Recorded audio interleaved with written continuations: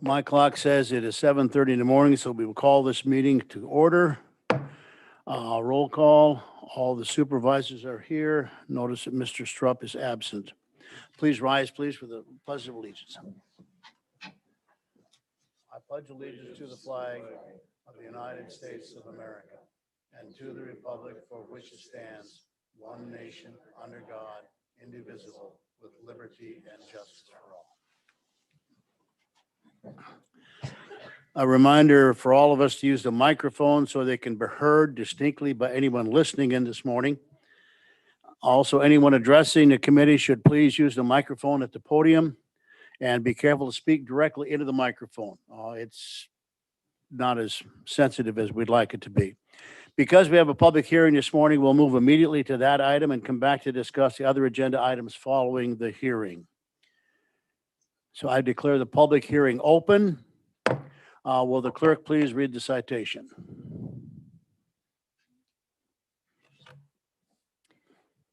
Notice is hereby given that a public hearing will be held at a meeting of the Washington County Land Use and Planning Committee in room 1019 of the Washington County Government Center, 432 East Washington Street, West Bend, Wisconsin, on Thursday, April 22nd, 2021 at 7:30 a.m. There will be heard and considered the petition of Golden E Real Estate LLC, care of Chris Elby, for a conditional use permit for the removal of shore cover in excess of 35% of any 100 feet within 35 feet of a navigable waterway named Wallace Creek for the purpose of removing dead ash trees and other woody vegetation, trees and shrubs to allow for the harvesting of marsh hay in a shoreland, wetland, and floodplain zoning district in the town of Farmington, dated this 25th day of March, 2021. Thank you. Mr. Sebo will provide an overall briefing of the action being discussed, after which others will be invited to make their comments.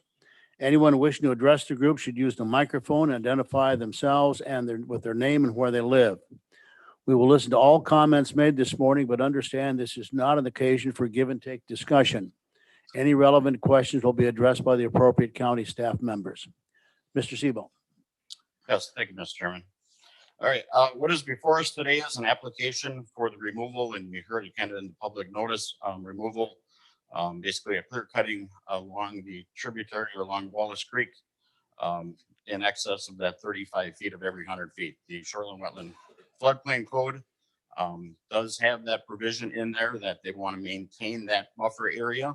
And a lot of the buffer area is really kind of the scenic beauty. And we just had this last week at Yard Park to be able to maintain that scenic beauty from the water's edge looking out, to protect that visual aspect of their houses and stuff along their parking lots, streets, you name that.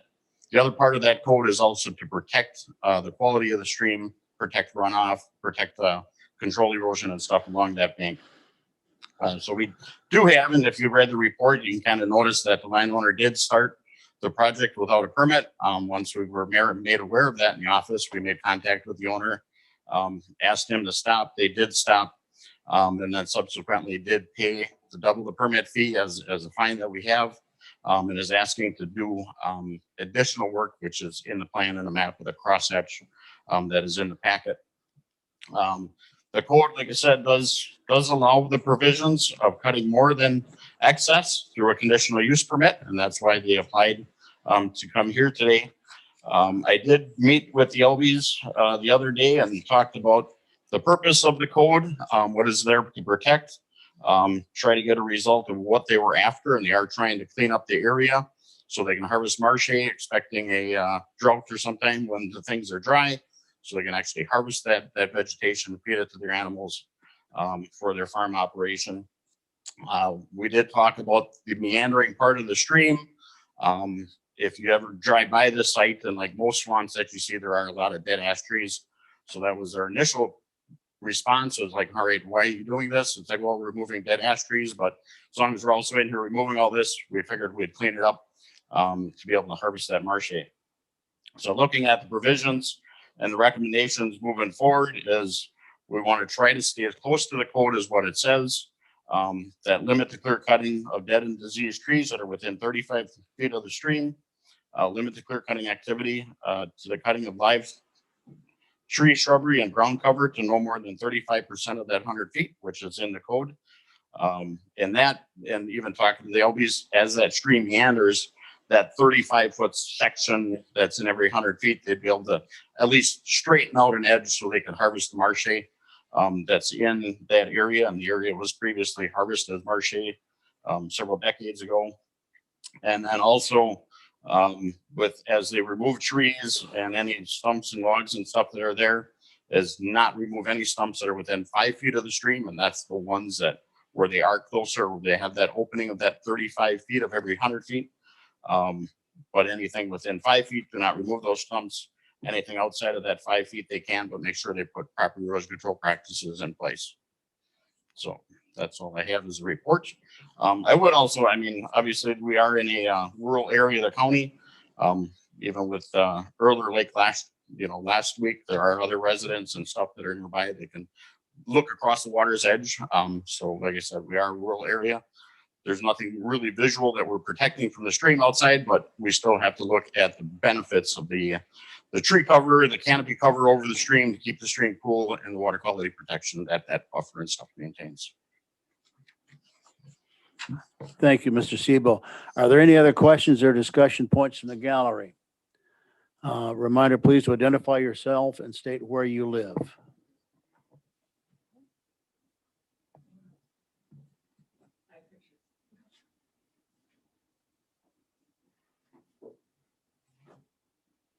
Good morning. My name is Rebecca Shavlik. I live at 1251 County Road H, which is just a couple properties down from this corner in question. I do understand that he did do cutting without a permit. I don't know if anyone has been to this location, but it is basically clear cutting with, I did not see the tools he used, but it is basically like bulldozing. This is not going in with a chainsaw and cutting down the dead ash trees. He has basically flattened the area. So I have many pictures. I don't know if you want to pass them around or how we do this, but I have many pictures that show what the area looked like back in 2015 from Google Earth. It was a very heavily wooded area. Yeah. And now he has it so you can see the whole stream. Everything is flattened there. It was not done taking soil erosion into consideration as far as I'm concerned. This is another one. This shows the prettiness of the area. That one shows the destruction that's done already. You can see also in the bottom pictures that he did, push trees toward the creek. He left like these trees like halfway down. There are roots exposed. So I know that he is, just not taking soil erosion into consideration. My concerns are that this is a riparian area and there's loss of habitat. Also, there's a disturbance of the wetland ecology. It's not, a big fancy wetland there on the corner, but it is, a really pretty area of our community. He's changing the ecosystem that's existed for eons on this corner. And he already farms hundreds and hundreds of acres. I'm not sure if everyone's familiar with Golden Knee Dairy, but he does, farm a lot of property in our area. I don't understand why he needs to disturb this area for marsh hay. It's unsightly. Chapter 275 of the Wisconsin State Statutes, the very first line says it is to protect the natural scenic beauty.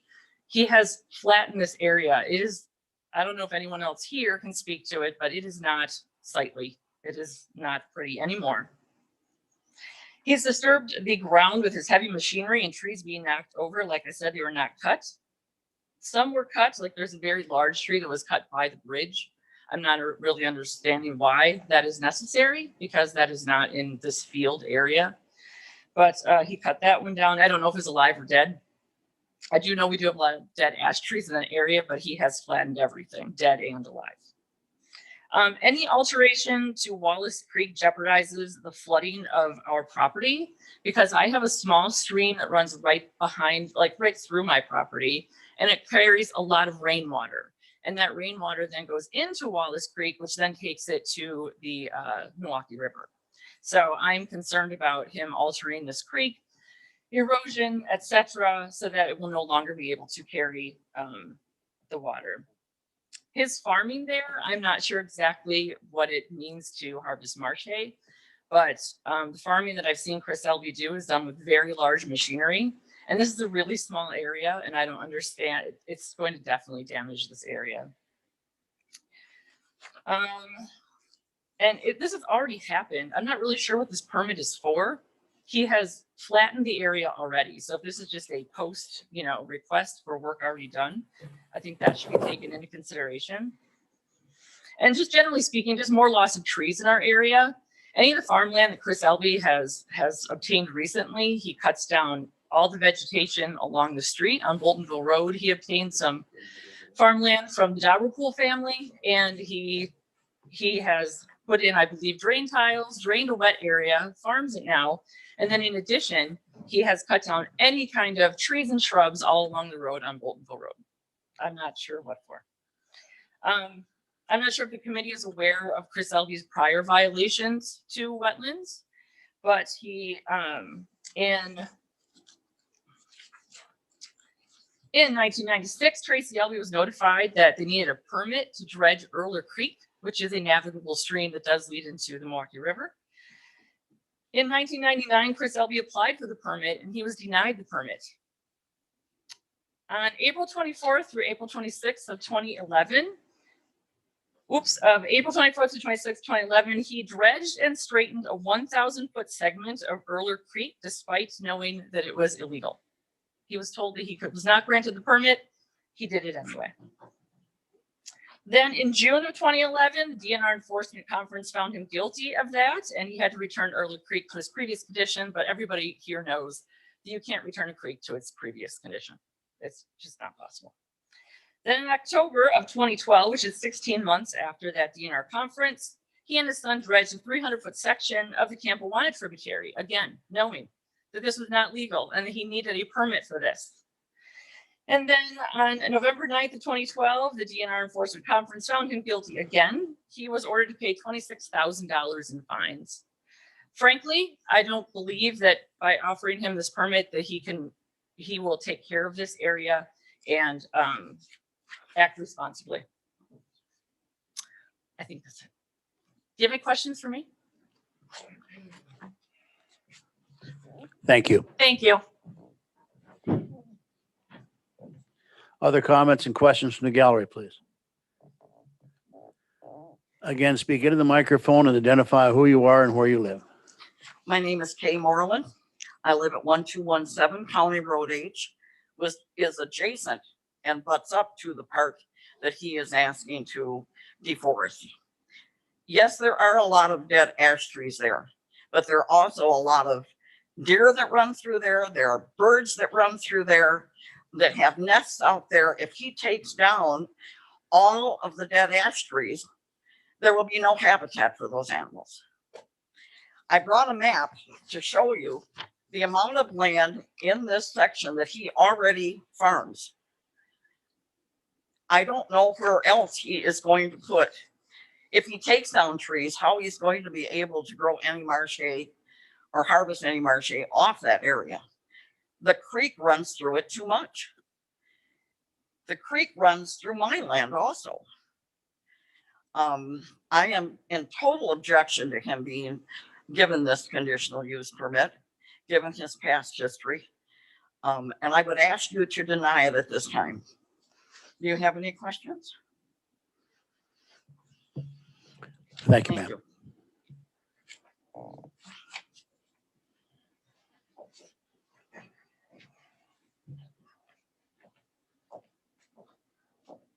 Good morning, Chris Elby. Yeah, I guess I'll speak in my defense. Several things. This particular property that we're here for this morning, we probably bought that 40, maybe 4 years ago. When we started the project with the dead ash trees, we did not know that we needed a permit. I don't know exactly how to go about it. The permit, when Dave Lindner came out and talked to me, the first thing I want to say is I appreciate Paul Siebel being part of the Land Conservation Division. He's a decent guy that you can talk to. Dave Linder shouldn't have the job at Washington County. He's a complete horse's ass, pardon my French. The work we did on this area so far, if you look at old photographs starting in the 40s and 50s, this was all farmed other than the creek, period. I harvested marshy on the west side of this creek in the 90s. We kind of let it go after that. It was always rented. We rented the land, and then the gentleman didn't really want it farmed. Like I said, we acquired it. I was baffled by Mr. Lindner when he came out and told me we couldn't even cut the ash trees.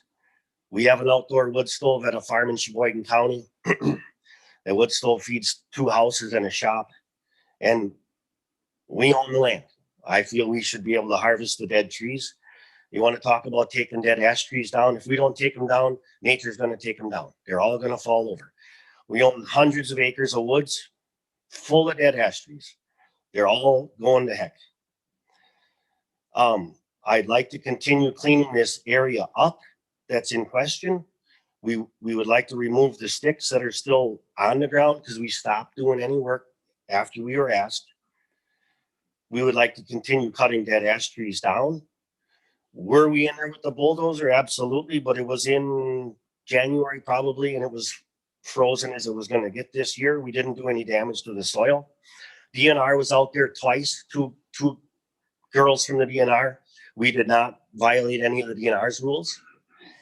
I also want to say in defense of the accusations about straightening Earler's Creek, we did straighten Earler's Creek, and I'll be 100% honest with you. I was fined $100,000, and I got it down to $60,000, and I paid the $60,000, and I paid to have the stream restored by Dwayne Wallner's here right now. And my argument to the DNR was, every single year I watched the water come out of that creek and go through the fields and take the topsoil and take the manure that was applied and put it farther downstream. Since we cleaned out that creek, the water doesn't leave the creek. It stays in the creek. And that's a bad thing? I don't think it is, because all of us in this room understand it shouldn't be taking topsoil, it shouldn't be taking manure. I also want to say, we own farms in 3 counties, Washington, Sheboygan, and Ozaukee. Washington County is our home. I bought this farm 30 years ago. I'm a first-generation farmer. You can say whatever you want about me and my farming practices. There's nobody in this county that's done as much as I have as far as success. I moved here with nothing. We own 2,000 some acres. We just bought 350 acres in the last month. Almost $3 million we spent in the last month on land. When we buy land, we improve it with drainage. We improve it with taking out tree lines. I made a farm that I bought that had 7 fields. I made it into 2 fields. It's extreme amount of work. When you pay the kind of money we do for land, that's what you do when you're a farmer. My point with the 3 counties is I'm kind of embarrassed that Washington County is our home county, and Ozaukee and Sheboygan counties are so much more applicable to what we do. We don't ever have problems. It doesn't matter if it's the highway department in Washington County. You need a permit to do anything. You need a permit for this. You need a permit for that. I'm baffled. We do all sorts of stuff in Sheboygan County. We've been involved in a project there for a year, 2 years on a farm we bought maybe 4 years ago. Ozaukee County, we own all sorts of land. We do all sorts of projects. Never once was I bothered by anyone from the county. But Washington County it's not user friendly. And I just want to know why this has to be like this and why. Well, I understand, the only time we have troubles, honestly, is when we get turned in, and we got turned in, and we're here today to try and get this permit so we can continue our project and make it decent. I think it looks great. I mean, I'm a farmer. I like trees in the woods where they belong, but not where you can farm. Thank you.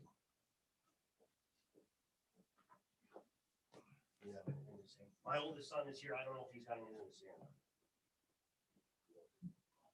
Other comments and questions, please? Ryan Elby, with Golden Eagle Real Estate and Golden Eagle Dairy. This project was started by myself, so I'd just like to make a few words. I recently did work for the town of Farmington. I was always going out and getting dead ash trees off the road, whether pushing them off or cutting them in that area from wind, weather, whatever, uprooting the root structures or failing in those dead trees. And I just so happened, this wasn't a planned project in the beginning, but I just so happened to be going through with the bulldozer through that area. And I decided once I'm going to push them inward to try to get them from falling on the road. I'd rather them fall in there. And then it just started escalating into, well, let's get some ash for the wood stove, stuff like that. And it snowballed into this today. One thing I would like to mention as well, I think my father mentioned, we did stop immediately when we were asked to, and I would still like to for sure pick up the rest of the material that was left since we discontinued the operation. Also, I would also like to thank Paul. He was very decent to work with. The other gentleman I met with was very, very difficult for myself to work with. If I would like to work together with the county in the future as well. And that actually lost my interest in even considering calling to question if I need a permit or such in the future. This guy was just ridiculous, throwing accusations around and such in a manner that made me not uncomfortable, but upset enough to want to leave the conversation entirely and pretty much tell him off. But I stayed there. I listened. I talked to him. I also later found out that certain things he told me that I couldn't do were not true. But in realization, I did go through there with a bulldozer with common sense. Instead of dead, dying ash trees, they call them widow makers, dying limbs falling down, cutting wood. I don't know if anybody's cut a lot of trees. Normally you try to cut them before this point. So there is no danger. In my opinion, I did it in a safe manner and with common sense. Using equipment was a better choice than doing it by hand. It was January with frost. I'm not going to go in there when it is a disaster, same as with mowing marsh hay. You're not going to do it when there is a foot of water as such. But I just ask that we can at least continue and finish picking up the rest of the sticks and such that are still in the area that we left when we were asked to stop. So thank you.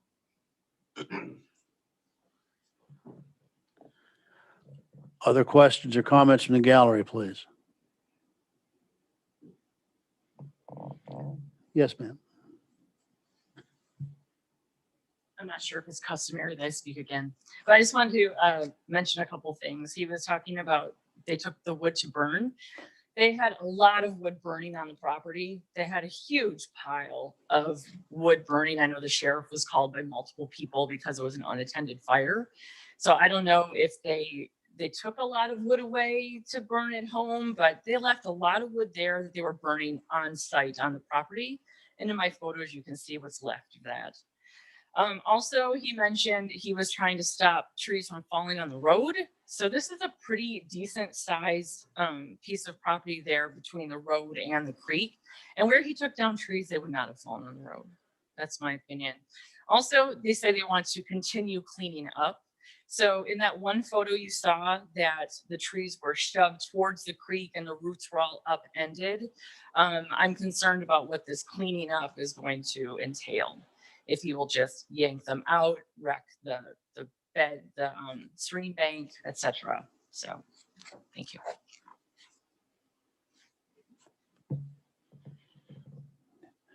Any other comments or statements from the gallery?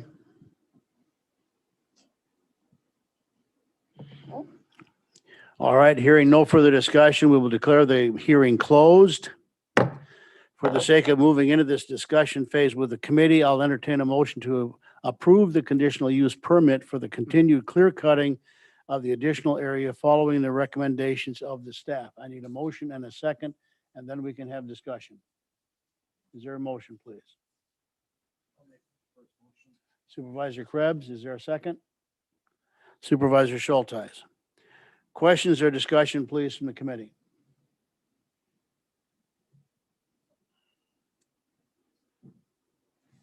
Supervisor Krebs? Paul, couple quick questions to check off. What is the zoning of this property? Are you aware of it? Not specifically on the town zoning end. Okay. I mean, the maps and stuff we provided, it's all in the shoreline zone. There's a big portion of the area that's in question and has to be clearing is all wetlands and floodplain Okay. and primary environmental corridor, as the map shows. The map that was attached that has the red and the black hashed area showing cleared and future removal sites. Yep. Do we know the approximate acreage of those sites? And I heard that this is a 40-acre field. Is this like 8 acres, 10-acre range, somewhere in there? I do not know the approximate acreage. I can probably guess because the whole corner is a 40-acre piece. What was probably done is in that 3 to 4 acre range. The crosshatch area is probably about another 5 acres. I did talk to, when I was meeting with the Elbies, they did say that the area north of the stream, they don't need to clear cut. They were not intending to clear cut, but to cut the dead and diseased ash trees and stuff that are in there, which is allowed by code without even a permit. So you can definitely clear up, dead trees and shoreline zone right up to the water's edge, without having a permit. So that's cleaning that part of it is not really a question or even part of this, but it's, I think moving forward, we recognize that some of this work is done. And that's what brought us to the conditional use. We can't put it back. We just can't snap our fingers and have everything go back the way it was. So, we're kind of stuck as saying, okay, we can approve what's been done, but going forward, what are the limitations going forward? And that's in kind of the recommendations from staff is that you go back to the code, you leave everything in that 35 feet except for the dead ash trees. And when you take the, if there's stumps in there, that if they're going to be in the way of the future marsh harvesting, you can take those out as long as they're not within 5 feet of that stream. Okay. Looking at the attached pictures of the already done area, what, if any, restoration can be done, or from staff's perspective, would you suggest be done? Well, I mean, most of the area and even the pictures and stuff were passed around. There is a lot of canary grass already growing through there. So the root structure of the canary grass isn't destroyed. So that's going to pop up really fast. It's no different if you would end up, burning like DNR does in a lot of, natural burning and stuff that they have. The whole root system, the dead stuff is gone, but everything in the underneath ground is going to pop back up. Ryan did tell me that they went and broadcasted seed already on the area, some grassy and stuff that they had. He didn't know exactly what it was. It was a bag, one old bag that they had. So they broadcasted seed on it. And that's kind of one of the caveats is, really kind of leave the area alone, let the marsh, let that canary grass regrow. If there are spots that are disturbed when you're digging out stumps, you re-level that area and you throw grass seed back on it. I really don't think there's much restoration. I know historically, and this goes years past, when things happen like this along Lakeshore or other streams, the committee required replanting of certain trees and stuff, in along that to reestablish that natural buffer. Knowing the end result of the marsh and the end result of, the ability of the farm equipment to get in and out of the oxbows and the meandering part of the stream is not possible. So those areas are just going to end up being left, and the brush and stuff, and the root system is still there. So the willows are going to take back off, and a lot of the other understory is going to take back off real quick. Okay, so the machinery in there created minimal disturbance at this point. Yes, I would say minimal disturbance. It was frozen. The pictures that were in the committee report, it does show that there is soil exposed, but the area is naturally just flat. Okay. So even any type of soil erosion is going to be minimal. I don't want to downplay this, that, this is kind of okay. I mean, it was done without a permit. It is a natural area. It's a primary environmental corridor. Yes, there's a history of marsh, but that's kind of the negotiation part of, hey, we understand the need of the farm, but we also understand the ecology of the area and the concerns of the neighbors. And that's why really in the staff report, it goes back to let's go back to what the code says, leave that 35-foot buffer, but yet be realistic on, the purpose of the owner by the ownership of property, but also the benefits of the natural ecology and what that canopy and cover does for the stream. Okay. Looking at the map, there's quite a bit of other wooded area of the property outside the 35-foot setback from the water's high point. Is there any other county code protecting or relating to the rest of that woods on the property? Nothing other than it's wetlands, so it can't be destroyed and filled in floodplain, so it can't be brought back in kind of like production agriculture or tiled or drained. The area is so flat with the floodplain and stuff connection. I think even if tiling were to be tried in that area, there's not enough drop for an outlet that would never even benefit anything, Okay. with the stream right there. But, there's nothing else really protecting that, just cutting the trees down, but again, it's wet and kind of that whole piece, that's in here is actually even lower than the marsh shaped part of it. That's to the east of that. So there's just constant standing water that it wouldn't make any sense to even try to cut that or do anything with that. Okay, thank you. Other comments or questions? Supervisor Gallitz.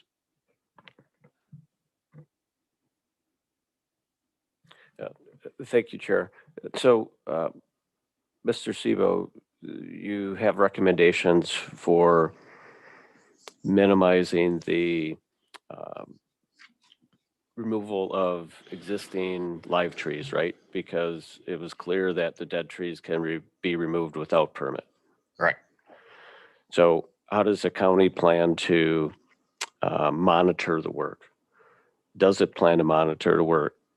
For example, if you're limiting clear cutting live trees, shrubbery to no more than 35% of 100 feet as measured at a depth of 35 feet landward of the ordinary high water mark, how is that going to be monitored? It would be like any other permit that we offer. It's you give the conditional use permit and say, okay, when you're doing this work, you contact staff. Staff go out there, meet, either we have to rope an area off or they mark an area of the trees and stuff that we're going to be taking and looking at.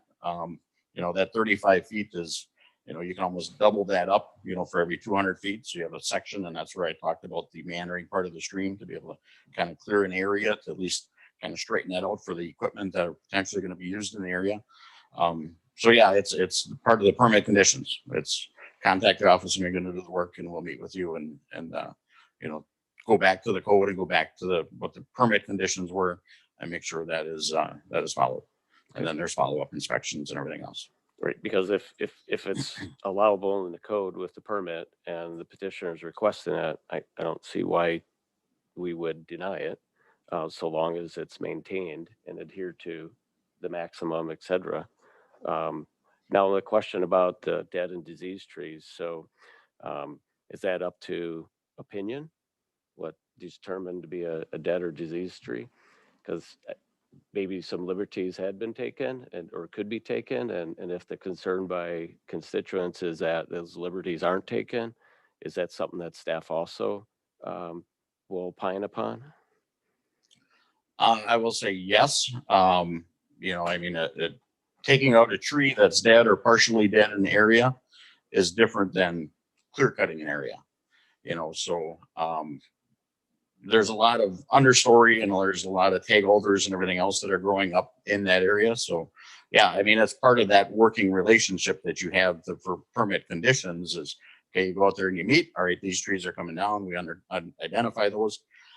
We're not out watching every single tree in a shoreline area. Right. We can't. Right, I understand that, but staff would go out before the project would begin. Is that implied or should that be added to the recommendation? That is implied. That goes out with our condition letter is that, before the project starts, you contact staff and we'll go out and meet with you and talk about the project and what you're all planning on doing. So, if it is a marking of each tree to identify the trees which are there and gone within that 35-foot, scope. And any subsequent, are there any implied subsequent visits, as I was alluding to earlier? So mid-project, end of project? We do it all. But there's a certain point that the project is going to end, you know, and if there's additional dead and diseased trees that happen after that, or let's say, all right, yeah, you mark them all, you don't get them all in this winter, you have to wait till next winter. I mean, some of these projects can go, you know, be strung out for several years. But hopefully we get to that point of the working relationship that they understand the purpose that we have with the code and their end result and their end goals. Right. Well, and actually, you raised one question so is this a finite period of time or is this a open-ended conditional use? This would be a finite period of time. I mean, it's not a huge area. It's, you know, it would be different if it was a 100-acre swamp. You know, that might be more open-ended, but you know, we'll obviously work with the owner through the conditional use, through the site inspections, and, you know, say, all right, here's when the permit is going to be closed. Any additional work you might need more, any additional clear cutting, you might need another permit to reapply or an extension.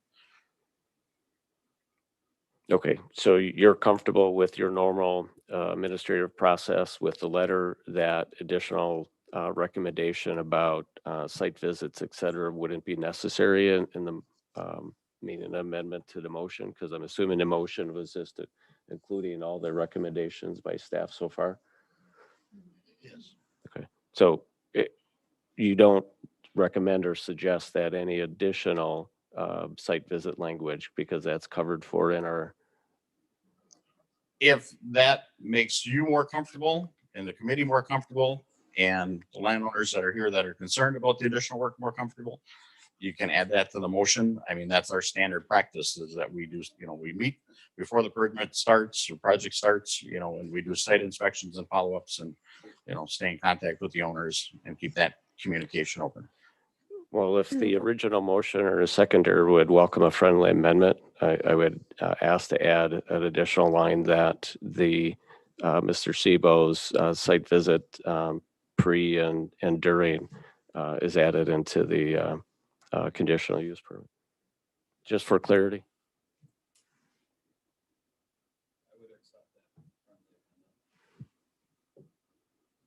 Okay, staff, is that clear enough? Thank you.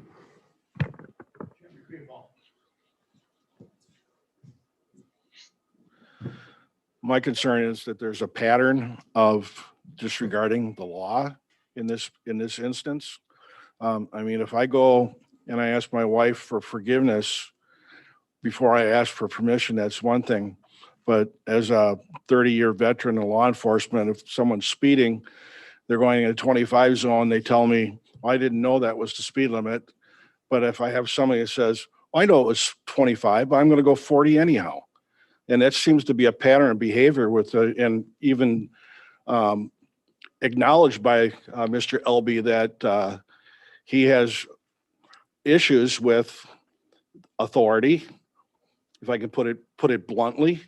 And for us to approve after someone deliberately, and I believe it's deliberately, went ahead and did this without permission, knowing that he had to have permission to do it, and he had to have a permit. He's already paid enough fines. I have an issue with this. The committee can do as they please with this, but I have issues with people that don't follow the rules and deliberately do so. So that's my statement. Thank you.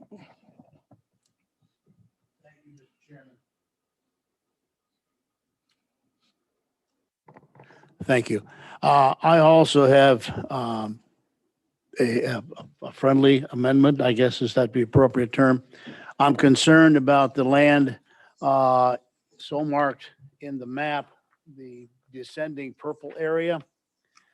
And I would like to offer an amendment to the recommendations that no land in the primary environmental corridor shall be developed into production agriculture other than harvesting natural marsh grasses. Any thoughts from the committee members regarding that addition to the recommendations? Sorry, could you read that again? No land in the primary environmental corridor. That's this pink area here.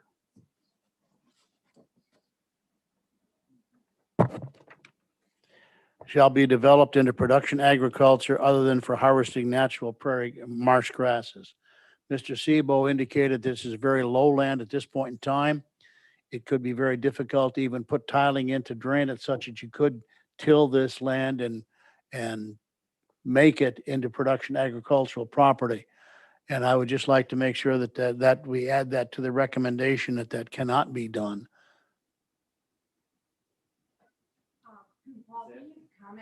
Already not be done under current code without a permit? Well, when you're talking production agriculture, you're talking the growing of the corn and soybeans and everything else. And I think what you're getting at is that the area that is cleared for harvesting of marsh hay is left in that state and just allowed to harvest marsh hay and not allowed to be changed or filled. So yeah, the filling would need permits. Again, back to Mr. Creefall's comment, the filling would need permits. So yeah, I mean, you really can't do that, but I think that what you're getting at is there's no tilling and no growing of the corn and soybeans, like I said. And that is production piece of production agriculture, and it's left in its natural state just for marsh hay harvest. And what would the benefits of doing that be? Of not allowing the production piece from the land perspective?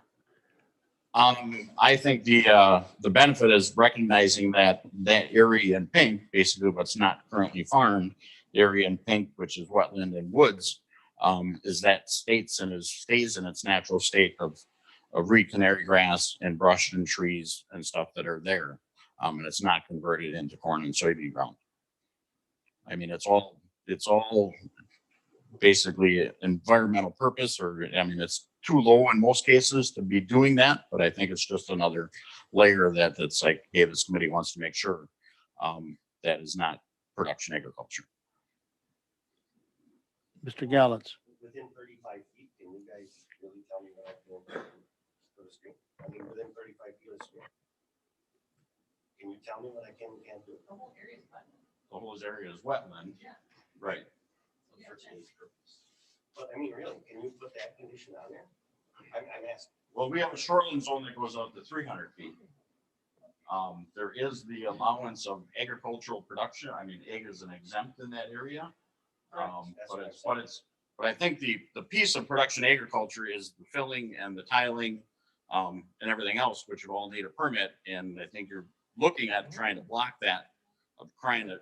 That is correct. For production agriculture. That is correct. I don't have any intention of filling or tiling, but if my grandkids want to grow pumpkins there, I think they should be allowed to grow pumpkins there someday, out of 35 feet from the stream. I mean, That's caution adding more restriction without vetting it Well, a little bit. that's my same comment, is I don't know if it's in our purview.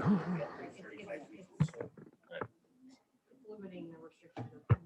Yeah, Chair, Committee can add that if they would like.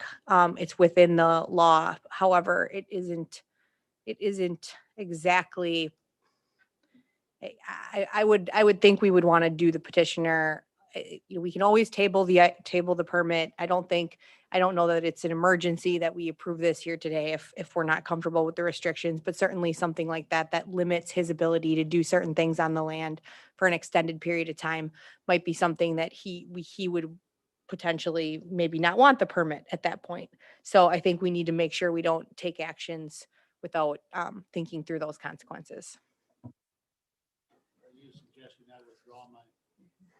Motion? Yes. All right, then I'll withdraw. Based on your recommendation, I'll withdraw that motion.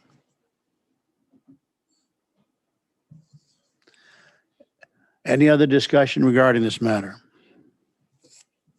Mr. Gallantz. follow up a comment or question. I too am a little concerned about the what led us to get here. So what assurances or reassurances, again, to my comment about adding the site visits, et cetera. So what other enforcement, if we find out that other things are being done that shouldn't have been done?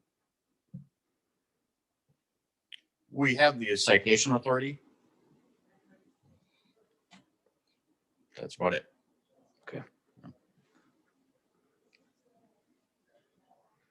You know, I do believe, the petitioner is doing the right thing at this point. They said that they stopped what they're doing. They know what they can do now and limit to that.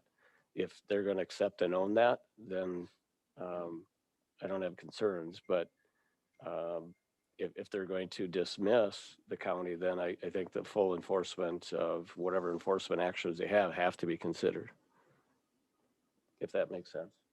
Any other?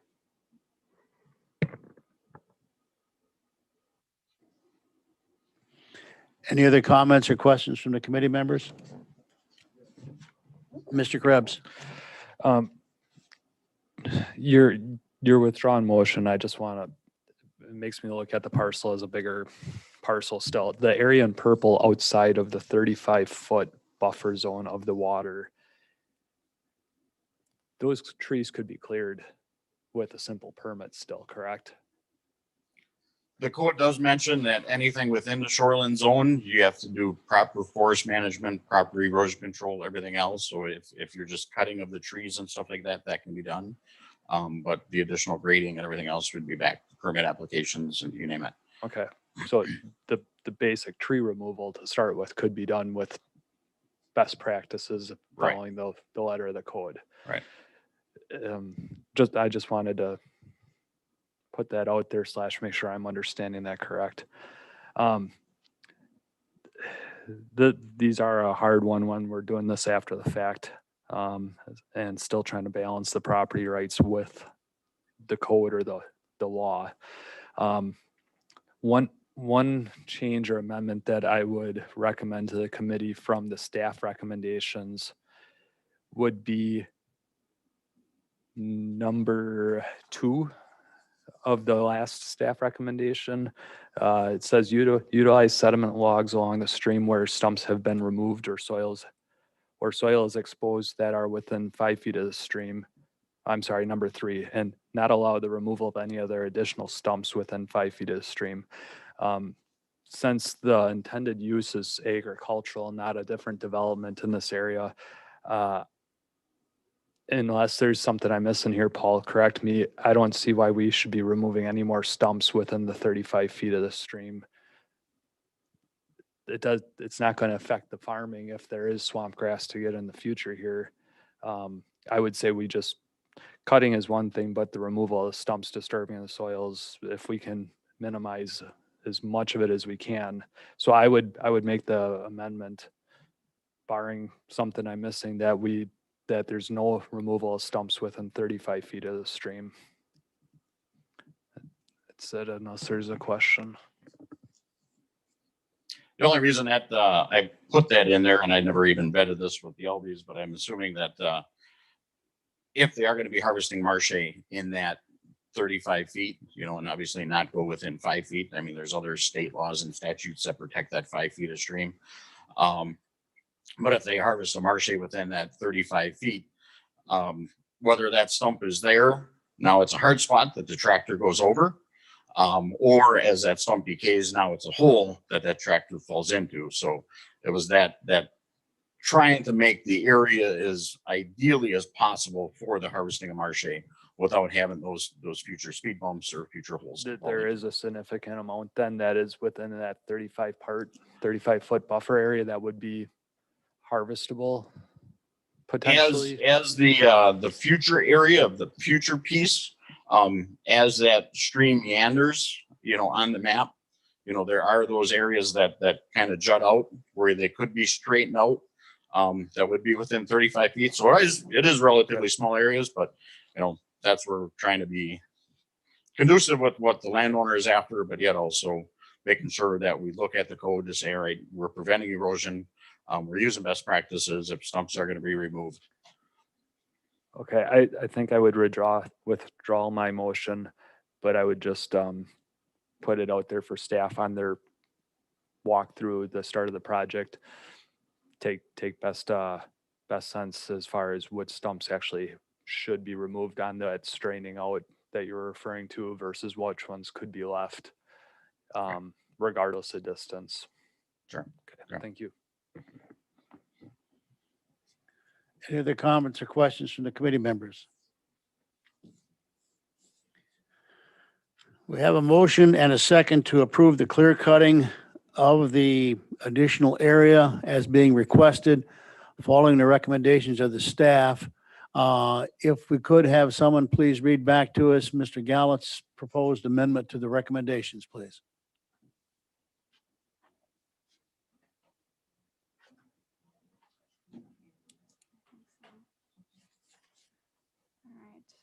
All right. The addition to the motion here I have is under the condition that Mr. Sebo provides a site visit before and during the work, that is added into the conditional use permit.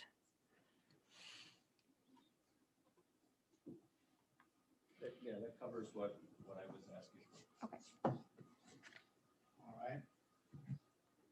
We've heard the recommendation this morning with the addition of Mr. Gallett's comments. We'll have a verbal vote on this. Those in favor of granting the conditional use permit signify by saying aye. Aye. Any opposed, nay? Then the conditional use permit is granted. Thank you.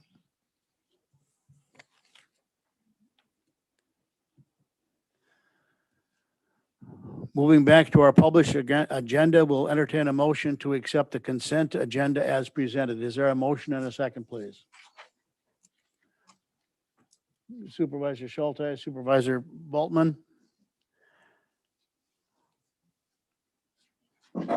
All in favor? Before we vote, I asked our Director of Community Development, Jamie Ludovic, if you could, Jamie, just briefly address the Yar Park fence situation. You had some comments in the packet.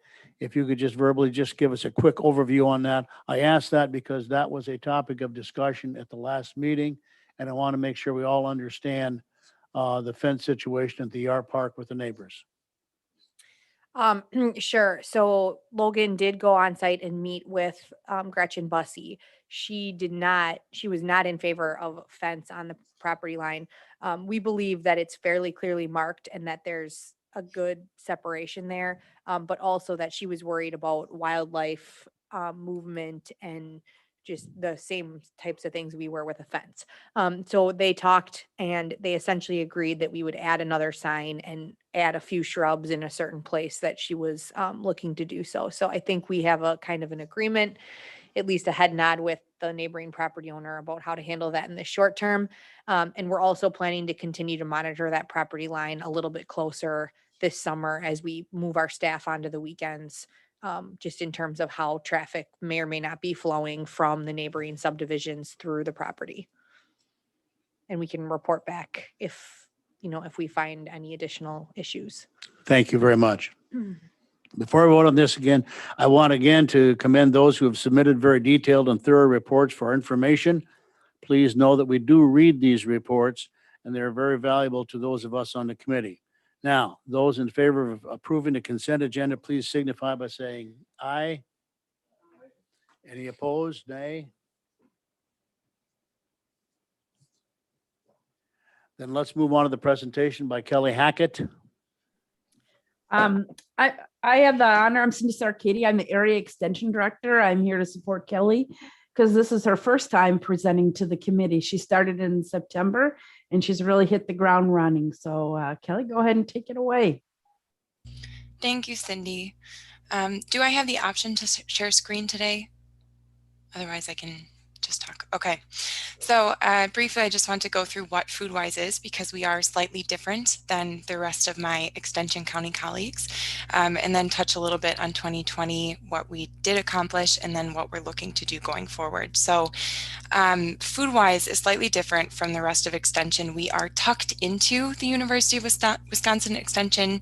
It's kind of a home base for us, but we are 100% federally funded through SNAP-Ed, the Supplemental Nutrition Assistance Program. We greatly appreciate our partnerships with counties all across Wisconsin.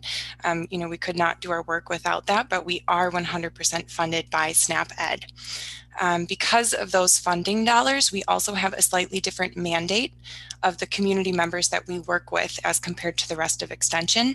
So we are mandated to work with limited income populations. We work with all those who might qualify for food share, those who might be eligible for WIC or for Head Start, and that is is our mandate. So we do have to look for those community members within our programs.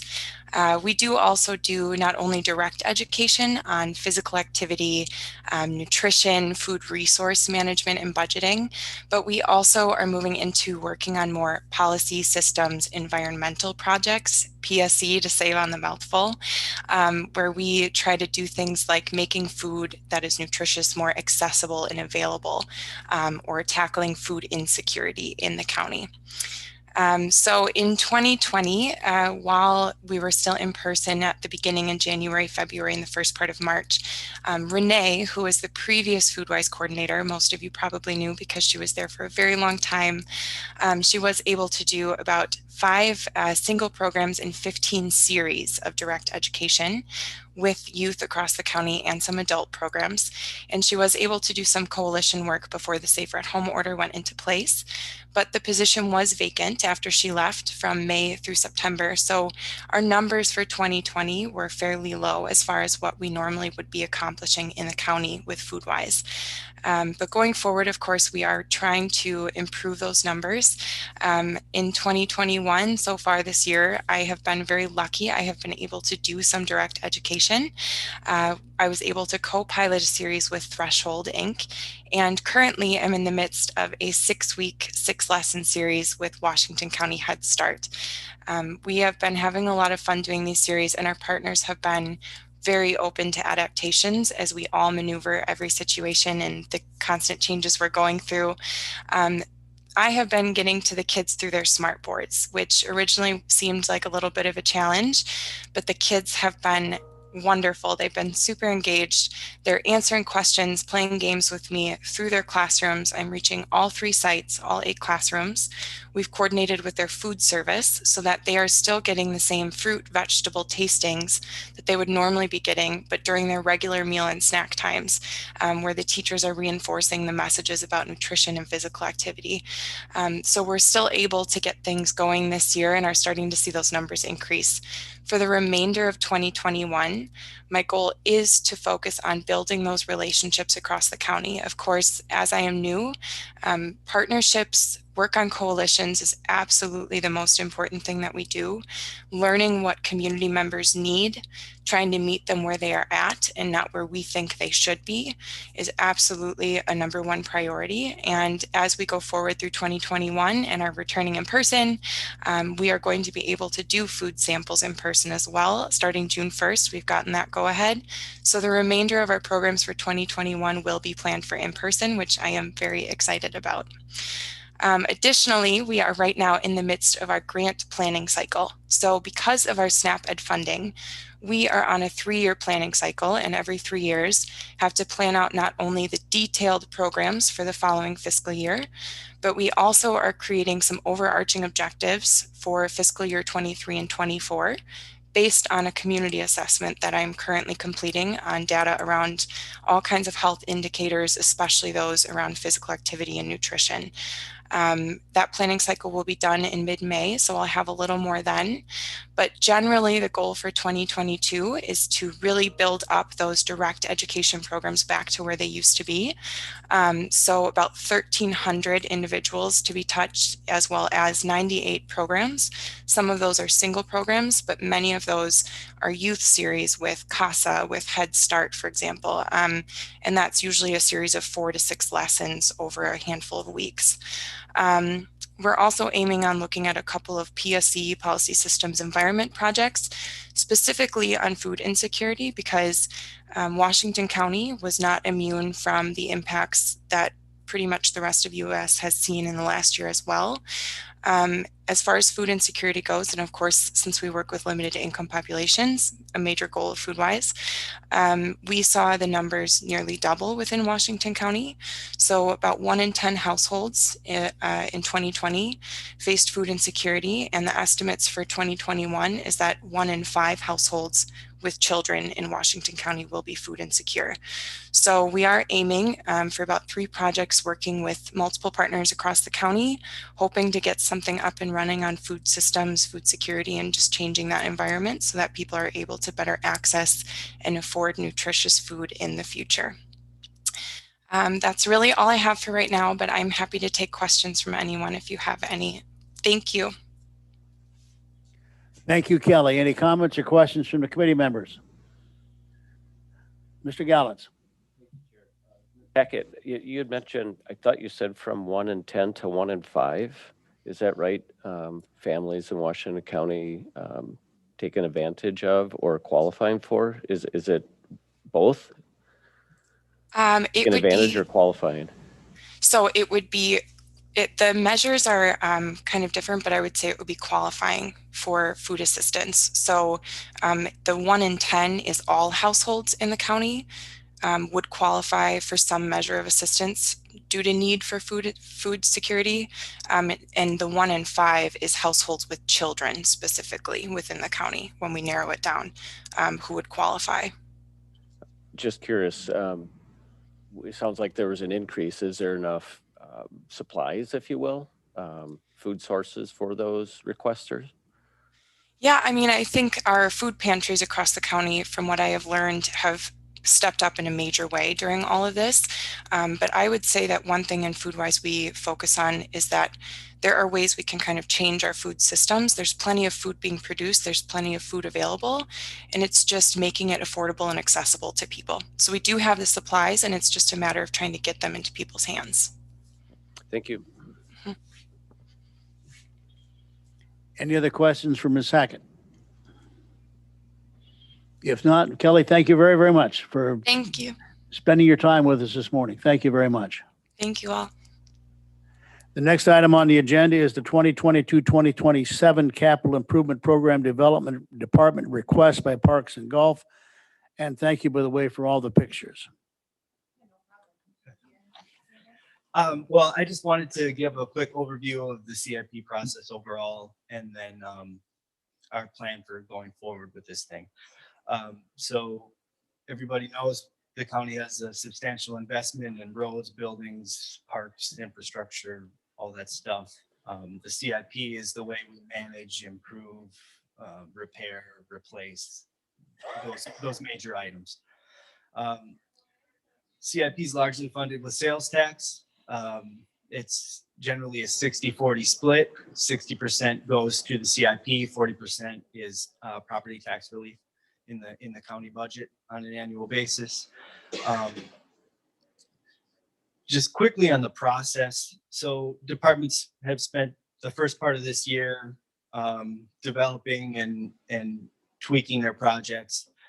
Standing committees are seeing the projects in April. We're looking for input, any other things that the committees would like us to consider as the budget team and the county executive work together to kind of package up the CIP into the full plan. So once that's done, the full plan will go to the executive committee in July and then the full board in August. For those of you that remember what the process looked like in the past, the standing committee review, what we're doing today, that normally happened in January on an annual basis. And then the approval, I think, was even as early as March or April in some years. So we're looking to move back that timeline, mainly because it gives us a better opportunity to get better sales tax estimates, to get even better cost estimates on some of these projects. So just even using last year as an example, right? The CIP was approved in April. The funding for that CIP was not approved until November with the county budget.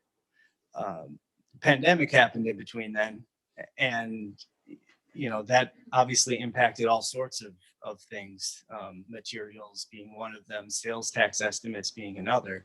So extending this deadline really gives us a better opportunity to get some much better estimates to put into that plan. This year in particular, we also have a lot of federal money floating around that's in play, and the state budget that we're looking forward to in June or July as well. So we're factoring all that in. We're looking at, and this will be a permanent change in the timeline. It just gives us better information. So now I'll just step back and let the department present the projects, but I'm also here to support and answer any questions that you might have. So, thank you. Okay, awesome. I am on the department summary of the parks projects. So you see there are 7 of them listed, and then they have backup sheets that accompany them.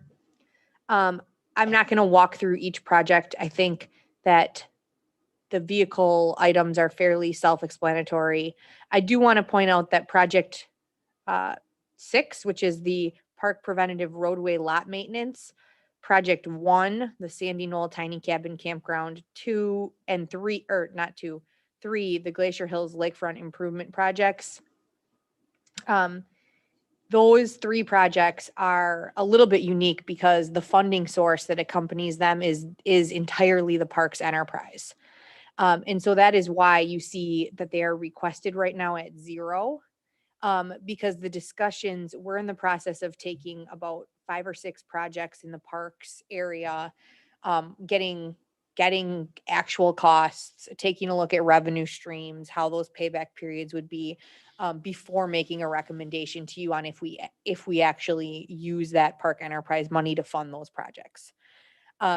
So we are doing some additional preparation around those projects. We just didn't quite feel like the numbers were sound enough to even show you. I mean, we can guess at the campground, but supply prices for the Glacier Hills cabins went up 100%. So we're really need to just reevaluate what that project is and where it's going. That is the reevaluation and ROI analyses on the capital projects because of the reasons Aaron mentioned, both the CIP, but also there's some state and federal money out there that we're working to kind of just prepare our projects a little bit better is a next quarter project for us. So Logan is here. We're also bringing on a seasonal, hopefully sort of parks business type analyst role, graduate student that we're going to be helping work on some of those cost estimates. And then similarly, the park preventative roadway lot maintenance, that you do see estimates and that we have approved. We approved that in the current year as well. But because it's enterprise funded, it was always done as if the operational budget of the enterprise affords these improvements, we go forward with the asphalt improvements. Is sort of the position we're taking in the current year. So we may do some asphalt work in 2021. We're putting together kind of the crack filling, what the order of that is with county facilities team. But that's really a kind of a nice to have. We won't fund that if it's not something we can afford. And then the bikeway and trail network implementation, which is the first project you see, that is requested sales tax. That money was always sort of intended to be used for local matches or kind of the county seed money for some of these projects. We're working on our strategy right now. Deb is here. She's been working on that as it relates to how do we better prepare these projects for actual implementation should these opportunities for infrastructure money come along. So we do think that that's still important in terms of we were looking at a project, and Deb can correct me if I'm wrong, but it's a $12 million project.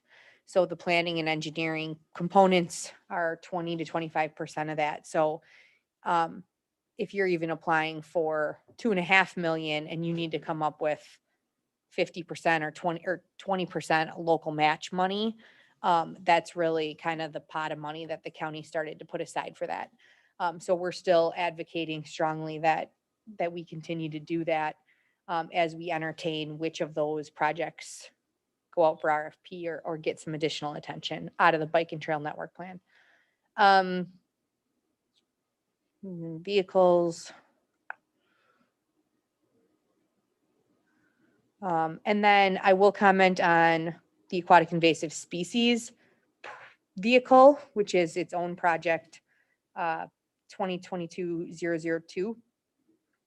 So that accompanies, and Paul Sebo's here, so he can add, or Deb can add anything that they want to related to this topic. But essentially, the aquatic invasive species position in land resources has been split for the past years with Waukesha County, and it's been 100% grant funded by the DNR. In 2022, the state is changing their funding formulas, which is going to essentially change how they're allocating aquatic invasive species money to the counties. The county executive and this committee is going to be faced with a policy decision about, there's kind of a variety of paths you could take. Eliminating the program without, in the absence of the staff, fully funding the tax levy position for the program, continuing to share it with Waukesha, or Paul and Deb and their team have been working on further regionalizing with the idea that their state's still giving some money. And so it would be just a slight increase in kind of the tax levy contribution. Paul has requested a vehicle as he's working on kind of this regional approach, that if we did that, we would also request that money back from the partners. But at this point, that is not necessarily the recommendation. It's just out there to kind of start the discussion and let you know it would be part of that program. The county executive is offering listening sessions for all of the lakes. They're being organized right now. On this topic, he wants to hear from the lakes throughout the county specifically related to this program, and potentially if there's opportunities for shared funding or services before he kind of decides on the direction that we're going. And in the interim, we continue to work towards a kind of regional solution that we think would kind of strike that balance between continuing to provide the core service to our lakes, but also potentially reduce the cost to the tax levy. So we're kind of working on those angles, but that vehicle is a part of that. And with that, I'd be happy to answer any questions you have about these projects. Or try to. Questions from any committee members?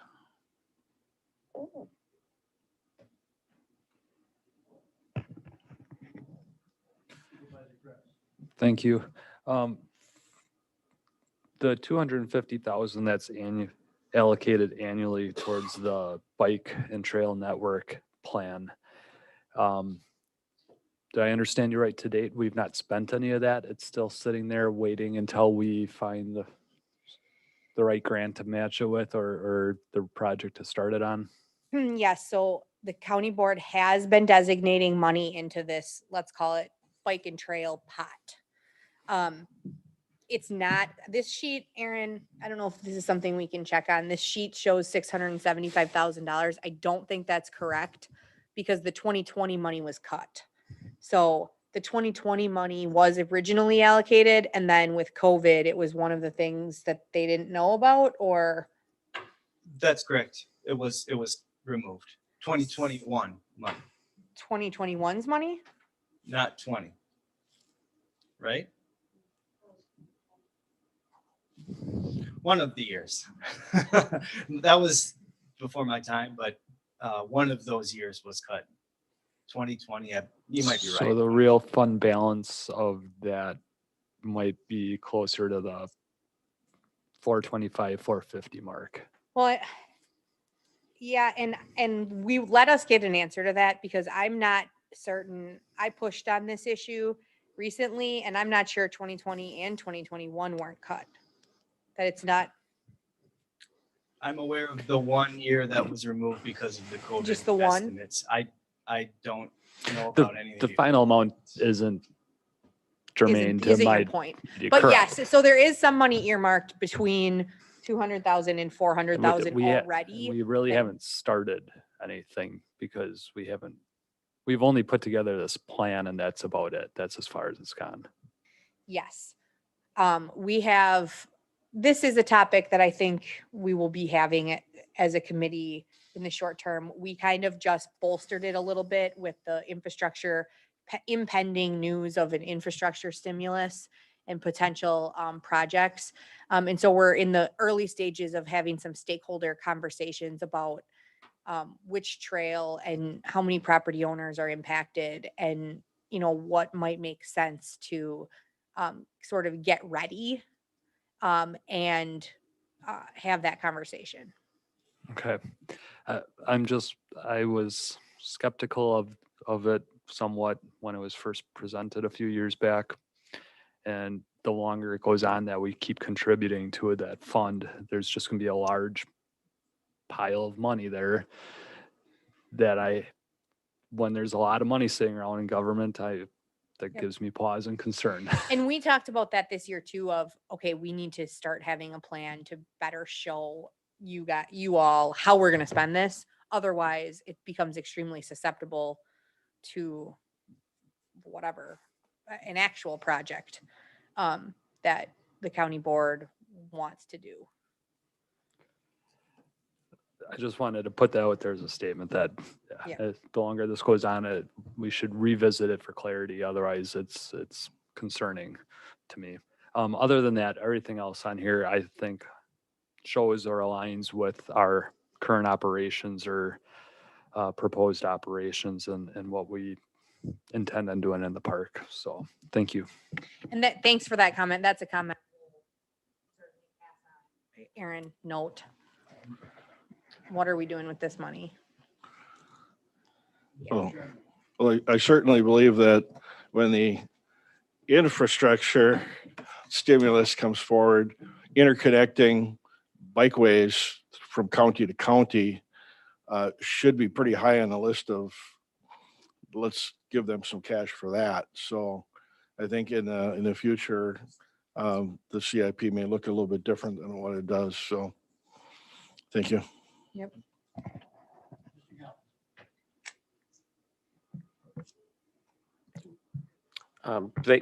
Thank you.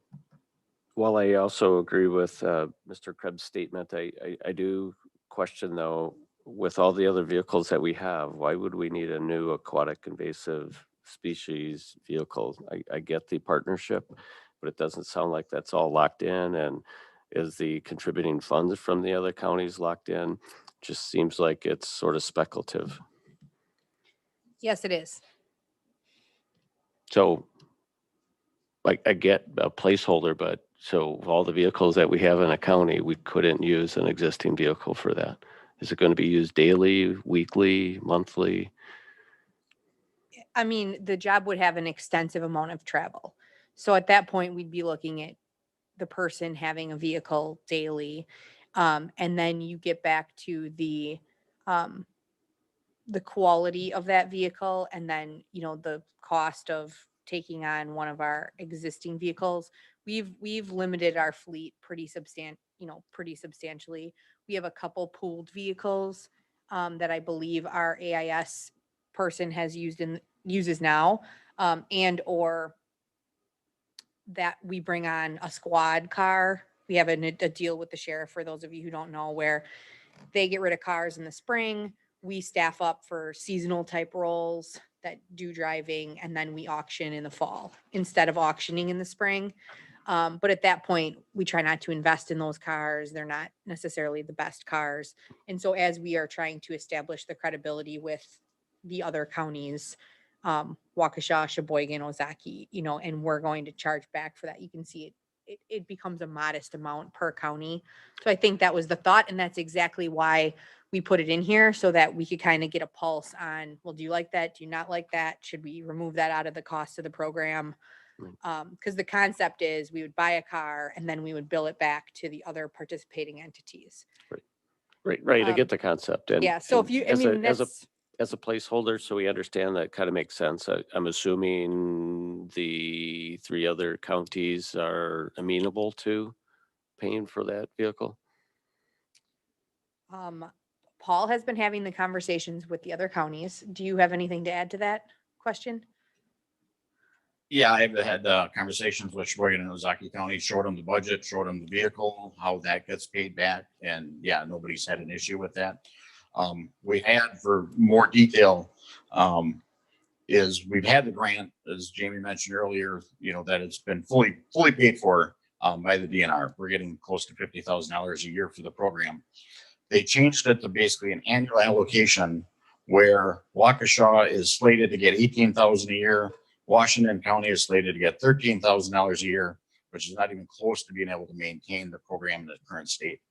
And they have money designated for every single county.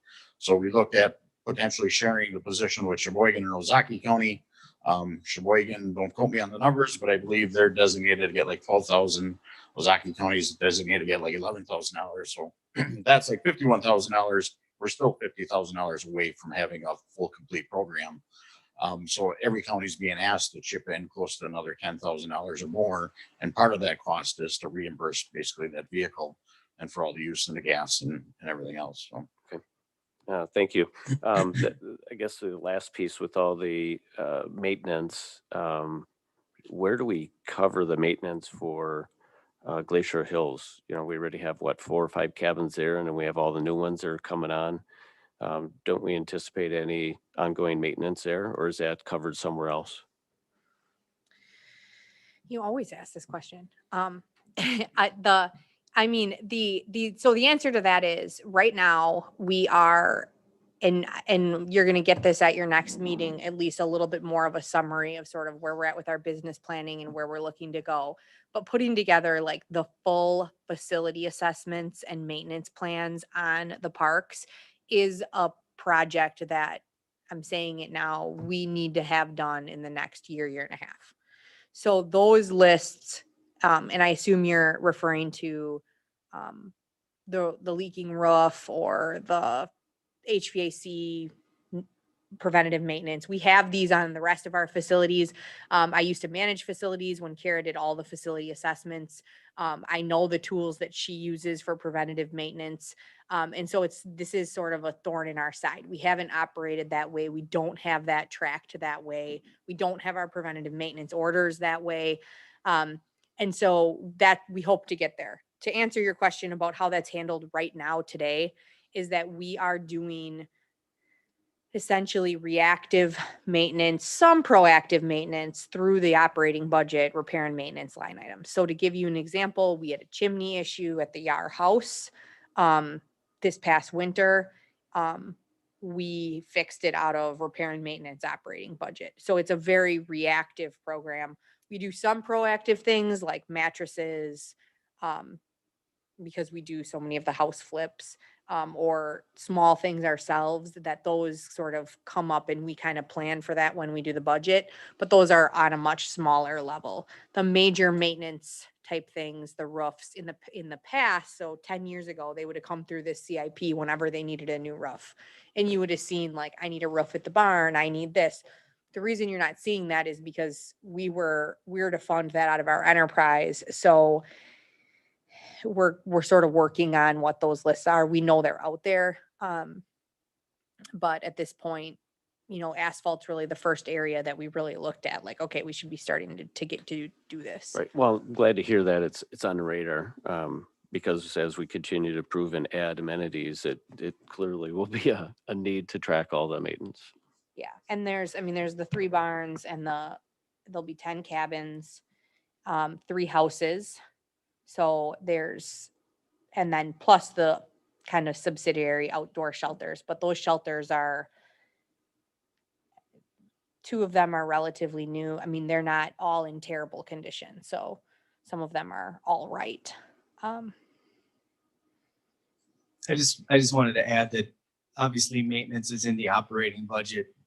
You'll notice that there's a column down there for budget impact.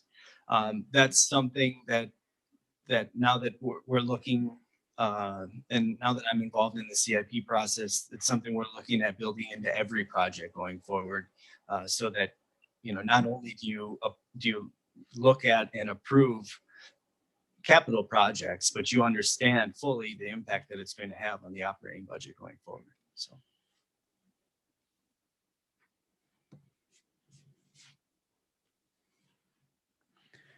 Any other questions or discussion points? Thank you again for the very detailed reports. We do appreciate that. Thank you much. Moving on to the action items, action item B, which addresses the preliminary plat of Green Acres subdivision. I'm sorry. Yes, I'm sorry. No, it's okay. I wasn't gonna really speak on the golf projects listed in there, other than to tell you that this is a plan. Since we've put these numbers out, we've also had the finance team do an analysis on what these capital projects will do to our annual depreciation amounts in our operating budget. And I am concerned about the level of which we're committing capital, or the pace, for lack of a better word. So we are having another discussion about that. So really, I just wanted to make sure you know that we are very in tuned to making sure that when we say clubhouse improvements, or we want to, add urinals as an example, that the course can actually pay for that. And if we need to push that project, we will do that, because we're going to be making sure we take those things into account. So if anyone wants more details on how that works with the depreciation, specifically the projects, the clubhouse improvements and the irrigation pump station upgrades, which are actually in the out years, are on my radar for how we stage them, how we pay for them, what the timing looks like, to make sure that we don't overcommit on the rates. And so, we had a great year in 2020. We netted, $200,000 to our bank account. So we're kind of trying to play out, well, okay, how does 2021 do? What's the trend? Are we able to use fund, what does that look like? But there are some big projects coming up.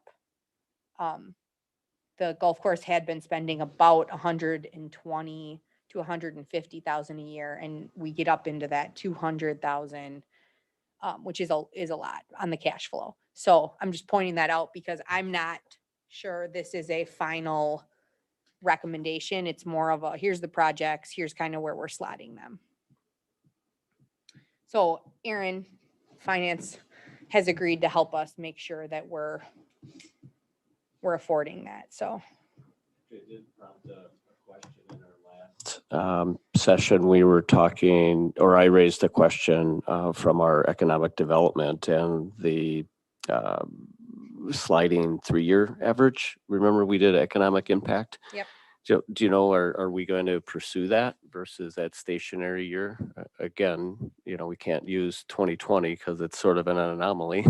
So if we're looking at revenue projections to your point, will we have, ground fees or green fees to pay for through 2027 if we're using maybe inflated participation fee rates from 2020? yes, is the answer. I am currently planning to run the economic impact study again in the measurements, as well as some of the same targets we had established. We have a new, that was your question, right? Are we going to do that again? So yes. Thank you.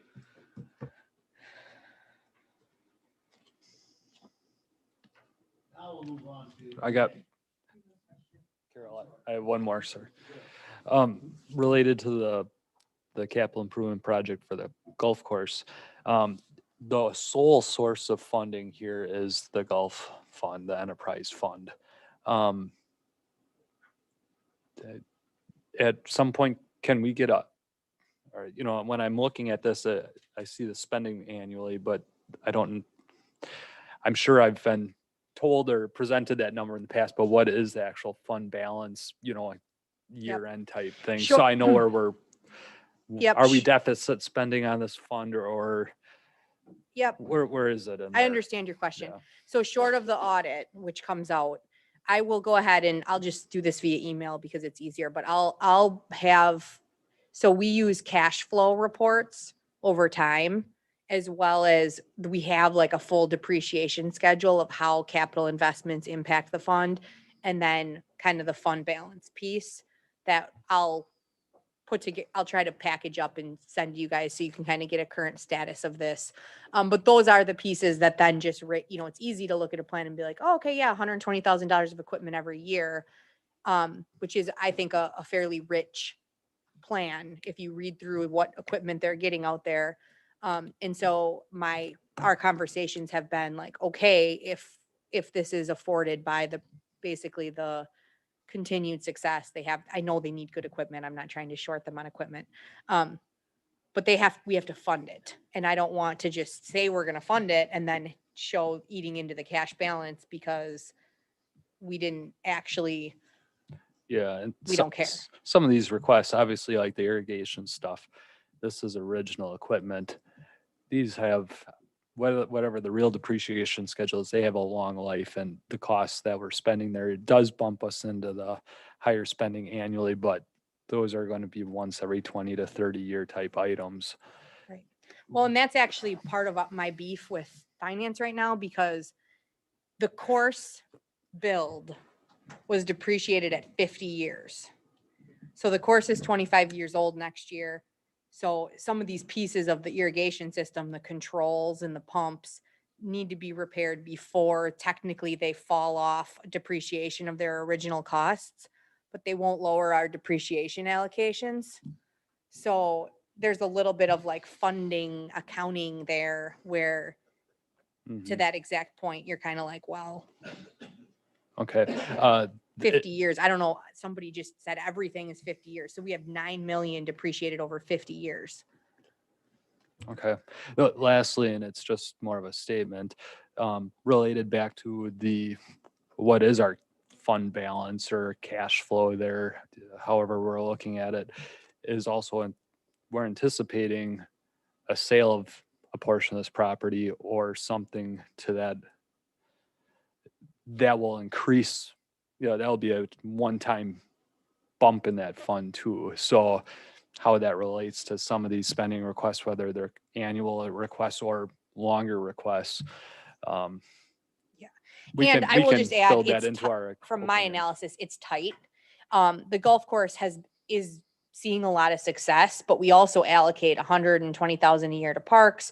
We allocate back substantially to offset the tax levy for things like my salary. The fund is healthy, the cash is healthy, but it's not like flush with, we can just do a bunch of stuff. This is an aggressive plan that assumes continued success out there. And so that's where it's, well, if we don't have that, what steps are we taking to protect against usage of the fund balance and cash flows and where we're spending money? So those are the conversations we're having. And that's why, we show you this plan. I don't have a better plan right now to show you. We're going to continue to invest in it, but that's kind of the thought process always has been, if the course has a bad year, the equipment gets held, or whatever is approved in here for clubhouse improvements. If we're seeing costs shake out differently, we just don't do it. So I would assume would continue to be the course. Any other comments or questions?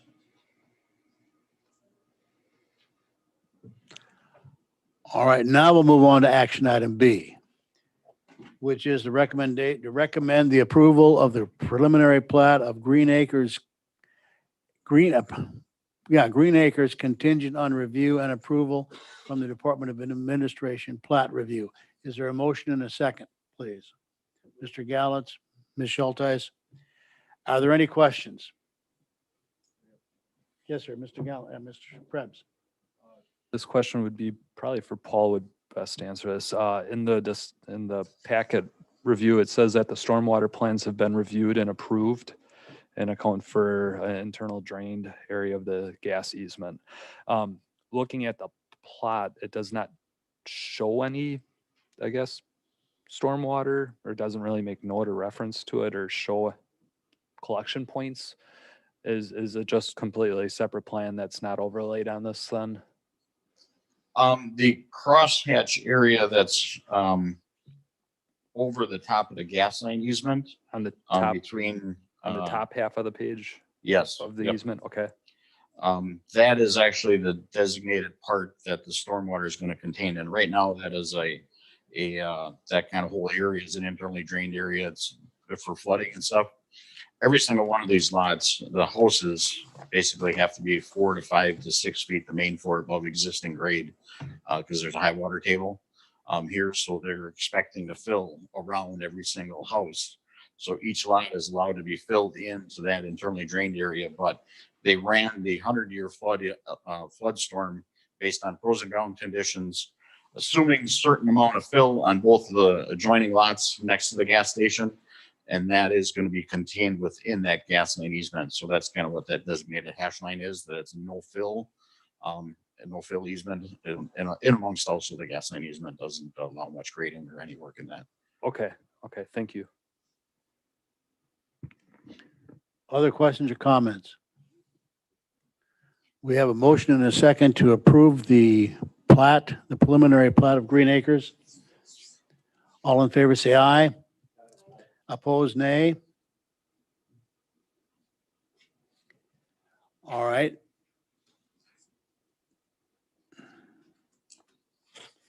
The final item on our agenda this morning addresses the Prospect Home Subdivision Preliminary Plat, Section 15 of the Village of Kewaskum. Should we indicate no objections to this proposal?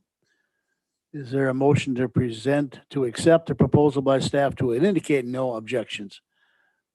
Need a motion and a second, please, Mr. Gallitz. Mr. Boltman, are there any questions or discussion points?